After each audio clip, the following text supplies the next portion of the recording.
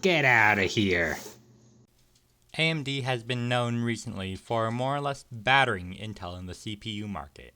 Their Ryzen series, and by extension the Zen architecture as a whole, has breathed new life into the company that hasn't been seen for over a decade. One of the key selling points of their Ryzen chips, of course, is their price to performance ratio. At least, that's how it's supposed to be when the scalping's finally over. Leading up to the release of Ryzen, and even currently, Intel's chips continue to be beat across the board by AMD when it comes to value. However, while the performance of AMD chips is truly impressive given their struggles throughout the late 2000s and early 2010s, this isn't necessarily the company's first time wearing the price to performance crown. Enter the AMD K6. While it's indeed no Athlon, that was the K7, the K6 was one of AMD's early tastes of victory over Intel, and in fact actually earned the CPU maker the money that they needed to later develop their Intel-defeating Athlon. Personally, however, I find the story behind the K6 family a little more interesting than what came after it. In April of 1997, AMD launched their K6 line of chips. Wait, that's not far back enough. In March of 1996, AMD unveiled the K5, their first x86 compatible processor to be developed entirely in-house without using designs licensed from Intel. It sucked, and AMD knew it. So what did the company do about it? They just bought up the folks who did it better. Just a bit of post-editing commentary. Technically, they bought up next gen ahead of time with intentions to have their designs go into the K6. That's kind of why the article was, from 1995, a year before the K5. Just clearing that up. Now, I know you may be thinking, doesn't that mean that it wasn't their own work? And to their credit, yes, they did indeed buy next-gen technologies for their design teams, and the opportunity to rebrand their upcoming NX686 as the K6, but that isn't where the story ends. By the time AMD released the K6, Intel was already set to leave them in the dust, moving on from the Pentium onto the Pentium 2. With the new processor came a new socket, one that they refused to let AMD use for themselves. This left AMD and the handful of other x86 manufacturers at the time in a bit of a sticky situation. On one hand, the existing Socket 7 platform, the last truly universal x86 socket, was beginning to show its age. On the other, Intel's new Slot 1 platform, meant to replace Socket 7, would not work with any third-party CPUs, though its succeeding Socket 370 platform would eventually be able to work with processors from VIA Technologies, who had by then acquired both Cyrix and Centaur technologies. So, what was there to do then? Simple. You take what you have, and you make it super. After all, it did work for Nintendo. Super Socket 7 served as a sort of community socket for basically everyone whose name wasn't Intel when it came to the x86 space. It bumped its frontside bus from 66 MHz to 100 and enabled the use of separate voltage levels in a processor, also known at the time as split voltage rails. These enhancements were all made while the platform remained backwards compatible with its predecessors, the original Socket 7 and Socket 5, both of which were developed by Intel. With the coming of Super Socket 7, of course, came a new flagship for a new platform, AMD's K6-2.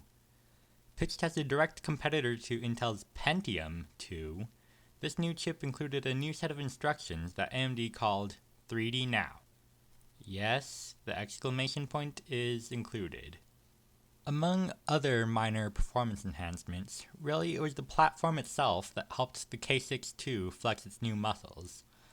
Among some of these improvements over Socket 7 was support for then modern standards such as SD-RAM over the older EDO or Extended Data Output RAM, the AGP slot for graphics cards, and the aforementioned 100 MHz bus speeds. 1999. Intel released their Pentium 3, once again leapfrogging AMD and bringing heat to the market. AMD, by this point, was just about ready to drop their own answer to the Intel chip, the Athlon, or the K7. As for the K6, just like the modern Athlons of today, the name was relegated to the budget segment, though that didn't necessarily mean that the upcoming K6-3 wasn't able to pack a punch against Intel's own low-end and mainstream chips. The main improvement that the K6-3 brought to the table was an integrated L2 cache, something that up until this point its predecessors had lacked. Performance naturally found itself rising considerably with this addition as a result, landing AMD a comfortable place in the value segment, being able to beat the Pentium 2s and even the more recent Celerons from Intel in business environments. Following the K6-3 were a pair of mobile chips, the K6-2 Plus and the K6-3 Plus, though both of these were in reality die-shrunk K6-3s, albeit with the former only having half the integrated L2 cache. The reduction in power draw resulting from the shrink actually resulted in these chips gaining quite the reputation for overclocking, as even though these chips were meant to be used in laptops and other embedded systems, they in fact continued to use the standard SuperSocket 7 socket. In the end, however, the Athlon spelled doom for the K6 line, which by the early 2000s was already on its last legs. The company had announced plans to shift its value-oriented chips from the once flagship K6 series to its new Duron line of chips, based on the same architecture as the Athlon. Production ended somewhere around 2002 or 2003, with the highest speed chips only ever reaching 570 MHz officially, as the gigahertz war between AMD's Athlon and Intel's Pentium 3 and Pentium 4 began to heat up. Now then, let's take a look at the chips themselves. Alright, so I have the K6 series of chips right here. I have 4 of them, actually, with 2 of them being the K6-2, 2 different models of it, I mean. One of them being the original K6, and one being, if it'll focus, the K6-2 Plus. And that is the opposite of focusing, there we go. So, yeah, I just have these little, like, 3D printed protective cases that I made for them. And they really actually work out quite well. I've lined the cases with some anti-static foam to protect the pins, and yeah, I just hold them by the edges, obviously. So this just goes back into here. This, as you can see, is 233 megahertz, and the text on it is kind of faded because it's actually printed on instead of engraved like later model chips tend to be, though if I remember correctly, some later model chips also actually are printed on instead. This one is in an older version of the case that I made that does not have this like little lip here to make it easier to open. So I actually have the lid taped down. But here we go. And what I do like, well, that was my USB hub falling off the desk. What I do like about the K6 from like a collector's standpoint is that there is actually a bit of a lip in between the ceramic packaging and the actual like IHS, the integrated heat spreader, and that makes it easy to pick up from like carrying cases like this. And at the same time, it really doesn't put all that much stress on the die, because all it's really doing is supporting the rest of the chip on what is, honestly, to be honest, actually pretty good glue. So let's just put this back. And this here is an unopened, well, obviously it is open, but an unused K6 in its original packaging, which as you can see is very yellowed at this point. So yeah, if you got a K6 back in the day, it would have come in a clamshell case similar to this. Obviously, there would still be an entire box to go with it. For me, and when I bought this, this only came with just the clamshell case itself. But yeah, there's a little bit of just stuff that has gone in from when I just put it into a test system to make sure that it actually worked. That's just a tiny bit of thermal paste that got stuck in the engraving that I wasn't able to get out with isopropyl alcohol. And an interesting thing about the K6 is that each one has a little Microsoft Windows logo engraved into it. Don't really see that in any sort of CPU packaging these days. So yeah, let's just close this off. And once again, here's the other K6 2, 475 megahertz compared to the 450 in this one.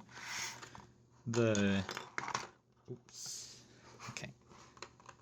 233 megahertz K6 and the, come on, this phone does not like to focus on this chip. The 450 megahertz K6 Plus, which contains 128 megabytes of L2 cache. I do actually really want to set up a system just for the sake of trying to see how far I can take the the Socket 7 or Super Socket 7 platform in the modern day. And I have found that it is actually able to run relatively modern browsers, more specifically the Pale Moon browser. And yeah, with the correct software, it can actually go quite far. The only drawback is that Pale Moon, or at least Pale Moon 28, which is at the recording of this video, at the time of the recording of this video, the most recent version, does not support processors without the CMOV instruction, which, to my knowledge, the only CPU on the Super Socket 7 platform that supports CMOV is a Cyrix M2, or I think it's like 6x86 or whatever CPU. And yeah, I do not have that, and unfortunately that means that my software choices, even operating system choices, I can't really run any modern version of Linux that I've been able to try outside of like retro hardware specifically targeted distributions. But yeah, maybe when I do have the money to grab myself an M2, I will make a video on like the modern internet on Socket 7. I already have the whole test system rigged up right now on a table and all. It's just that I'm missing a CPU that supports, that instruction set, that singular instruction set extension that I need. So yeah, I've just been using this K6 Plus for now, just because while the Cyrix M2 does support instructions that are otherwise missing in AMD's chips and Intel's chips from the Socket 7 era, the raw speed of these chips definitely beats out Cyrix, and yeah, that's kind of the reason why Cyrix and their rival Centaur Technologies was eventually bought up by VIA Technologies. So yeah, that's just about it. That's the story about the AMD K6, and yeah, history just kind of repeats itself. AMD first pulled it off with the K6 and the K7 with Athlon, And today they have Ryzen, and in both cases they really just kind of kicked Intel's butt for a few years. So yeah, just got to see what's going to happen now. At the recording of this video, at the time of the recording of this video, AMD has their Ryzen 5000 series. From what I've heard, 6000 is going to be switching to the AM5 socket from the AM4 that's currently in use. And yeah, it's just going to be interesting to see what's going to happen in the next couple of years. Until then, that's basically the video. Hey, you made it to the end of the video. Congrats! Not many people have made it this far. Have an electric cookie. If you like this sort of content or you came for the memes and games, be sure to subscribe to the channel for more weird crap. Liking the video helps too, cause that's kinda how I know that y'all, like the videos that I make. Like the ones that are probably on your screen right now. Until then, thank you for watching.